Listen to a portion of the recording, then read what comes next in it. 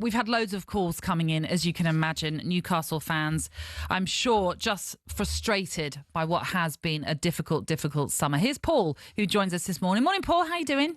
Hi, Paul. Hi. I'm fine. How's yourself? Yeah, Yes, we're good. All right. Tell us how you feel and how frustrating this has all been for you. I mean, it's frustrating, but we have shot ourselves in the foot a little bit because we were slow to appoint a director of football. Yeah. So that didn't help. But the season hadn't finished shortly when we were starting to hear Man U manager, he likes to look at Tonali. The Man City manager, he likes to look at Livramento. Saudi are looking at this player. And so we had all that. The season hadn't finished. When we started trying to buy teams, like Delap, João Pedro, Chelsea stepped in, and then Man U have stepped in, Man City have stepped in, Liverpool took Ekitike and looking at Isak. But the one thing that's bugging me is Manchester United. Now, several months ago, not years, several months ago, Manchester United sacked a couple of hundred people. Yeah. So Jim Ratcliffe was turning around and saying we could go bust in months if we don't sort this out. We could go bust. That was what he was actually saying. He seemed to be saying it. And now we've just spent over 200 million. So where's this money come from? None of you have picked up on that. None of the media are turning around saying, "Hold on a minute. Months ago you were claiming poverty, and now you're spending 200 million." Yeah. Well, just on that is that there was quite a number of people that were saying that, this is a possible outcome of where they're going to say one thing and do another, because they were the reason why you've lost Sesko reminds me of where Tevez went to Manchester City and left Manchester United, where Man City moved heaven and earth to get Tevez at the club, and it embarrassed Manchester United. Now it's a case of they don't want to lose Sesko to Newcastle United, so they are going to move heaven and earth to make sure that Sesko deal got over the line. And it was the same with Mbeumo that could have gone to Spurs, but they. There was Cunha as well. Yeah, so there's three players that spent over 200 million. I mean, the PSR thing, they had a meeting 4 days after Newcastle were bought by PIF, and the Associated Business sponsorship thing has killed us. Seller offered Newcastle £35 million a year sponsorship for the shirt deal. The Premier League said, no, that's too much, and we got 25 million. So we're trying different things, but the thing is, it's not just us. I mean, like, Everton, they've just moved into a new ground. Lovely looking ground, by the way. Yeah. So they're going to up their money. So they're going to, hopefully progress a little bit. Aston Villa, they're looking to progress. Not Forest. Is this going to happen to all the other teams where they get up to the top 7, top 6, trying to creep in, and it's going to be like, no, we'll have him, no, we'll have him. So it's not just Newcastle. I mean, they've done the same to Leicester years ago. Leicester won the league, and then the following season, Chelsea, we'll have Kante, and et cetera. And they picked the best players off Leicester. So Leicester, the following season, didn't have, they weren't anywhere near winning the league. But, I mean, it just seems to be the fact that if you try to get in there, that there's a top 6. I mean, they actually turned around and said that the top 6 were having a meeting days before the Premier League meetings to discuss what was going to be discussed. I mean, all this came out in the past and all that was all over the papers. But it's just the fact that you're sacking 200 people and then you're spending 200 million. There's 200 people in Manchester thinking, well, hold on a minute, I got me cards. Months ago, not years ago, months ago. Yeah. It's a good call, Paul. Appreciate it. Thank you very much. Yeah, the maths for some aren't adding up, no, that's for sure. Well, it would be naive for us to think that Manchester United wouldn't be competitive. Yes. Okay, that would be naive. Barcelona were a club as every bit as powerful as Manchester United, had huge financial issues a few years ago, gone back. They got rid of people like Lionel Messi, who they couldn't afford anymore. Yeah. Anton Griezmann, €700,000 a week. You know, they had to change everything at their football club, and they had an embargo on their transfers as well. They had players signed that they couldn't play. You know, but they still were running because it's Barcelona. Yeah. There was never ever a point when Manchester United, for me, are going to go bankrupt. I thought that was just a statement that was just totally wrong. Yeah. We've got another Newcastle fan waiting to speak to us. Steve, good morning. A very good morning to you, Natalie and Tony. I love listening to your show on a Saturday and in a weekend. Thank you, Steve. That's very kind. Thank you. Well, following on from the last call, I must say, by the way, I'm an avid listener of talkSPORT. I listen to all the shows, and you do present a balanced view. So thanks for having us on. The last caller was brilliant. Now, following on from him, I want to set up a new organisation. I live in Tingley, Wakefield, called the WAPSR. And it's wannabes against PSR. I like it already.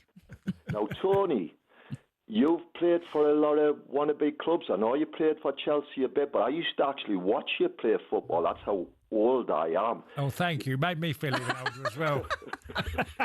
You played for Villa. Yeah. Villa got loads of money. Can't spend it. Natalie, you support Brentford, don't you? That's right, yeah. Yeah. Lovely club. Everybody hoovering your players up, aren't they? Mm-hmm. So when I'm putting out a call now, come on, stop it. Villa, Nottingham Forest, they've got Marinakis, loads of money to spend. Everton, historically brilliant club. Yeah? I remember them winning it wasn't premierships then, but top club. Leeds have now joined the Premiership. Massive club, massive support. That's where I live. And obviously Newcastle. Now all these clubs have got good backing, but they cannot spend the money because we're just wannabes. Now Chelsea hoovering players up like nobody's business. Man City, Liverpool, and now Man United. Now Newcastle is a lovely place to live.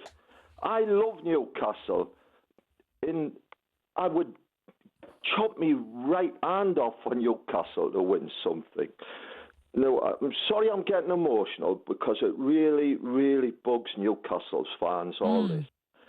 And basically, just to finish my point, if I paid Tony and you, Natalie, £50,000 a week to come to Newcastle and eat Greg's sausage rolls and stotty cake and peas pudding, you may be tempted in spite of, we're 200 miles away from wherever. Oh, no, I think 50 grand a week, you've sold it to us. You've got a bargain. I'll take 25, Steve, if you can sort it out. I'll take the 75 then.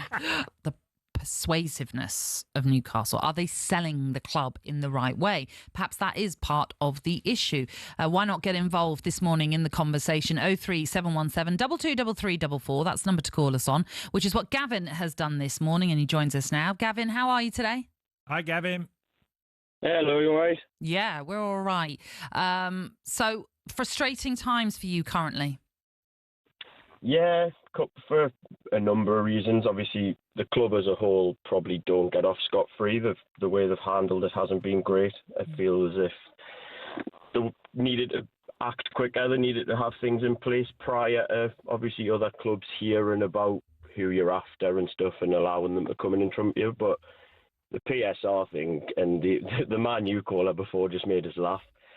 These people like the big six are just so blinded by that they've built this thing over 20, 30 years, they've earned the right, as if those teams weren't the same teams spending the big money back in the day before PSR and FFP. Like, Man U have done it for years. When Fergie was there, they did the exact same thing. They would cherry pick the best players and buy them.